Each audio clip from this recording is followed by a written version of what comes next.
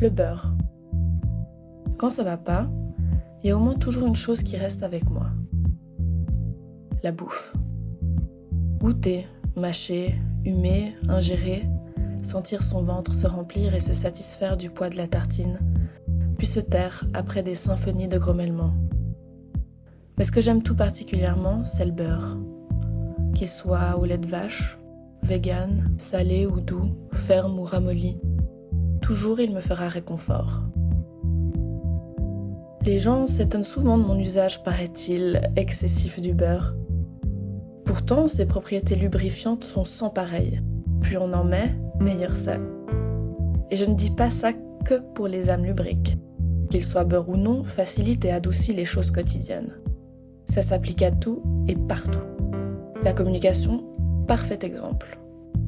On est souvent réticente à trop en mettre de peur de gâcher le charme d'une relation ou d'un échange délicieusement mystérieux. Pourtant, exprimer librement ses peurs, les angoisses, ses tristesses ou simplement ses ballonnements dus au topinambour rôti, ça rassemble terriblement, ça lie et surtout, ça glisse. Le beurre, je vous dis, mettons-en partout avec bienveillance et consentement, sans regret et avec enthousiasme. Devant Desperate Housewives sur ses pop-corns ou au sommet de la dent de diamant sur sa tartine de pain de seigle.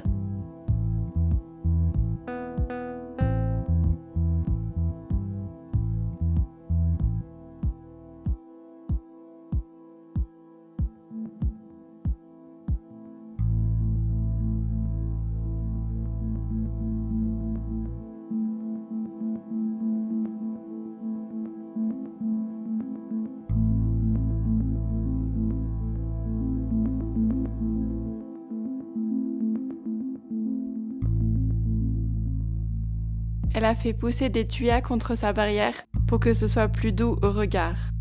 Quand on est à l'intérieur, bien sûr. Elle ne sait pas que les tuyas sont une espèce exotique invasive. Elle fait du yoga tous les matins, pendant 45 minutes, avant de se servir un shot de jus de citron. Elle aime le mardi matin, quand Rob laisse sa stagiaire bosser à sa place et qu'ils prennent leur petit déjeuner ensemble sur la terrasse. Elle a pris soin d'y installer une fontaine relaxante pour que Rob aborde sereinement sa journée de PDG.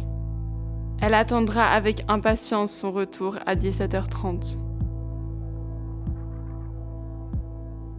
Ingénieuse, elle aura trouvé 1000 astuces pour s'occuper. Réunion pour la collecte des Israéliens à la rue. Repas chez Tobianco, avec Astrance. Attention, avec elle, ne pas trop parler politique, car elles ne sont pas du même bord. Courses, remplissage du frigo, ménage, manicure. Puis préparation du repas avec petite musique et verre de vin. Puis elle accueillera Rob de son air le plus joyeux. Même si, le soir, elle prendra son cachet en cachette.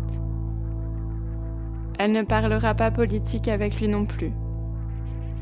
Pas parce qu'ils ne sont pas du même bord, mais parce qu'elle ne se l'avoue pas encore. Cela lui crée un sentiment étrange, pénible, de regarder la misère du monde par sa fenêtre pixelisée de son salon avec vue sur le lac.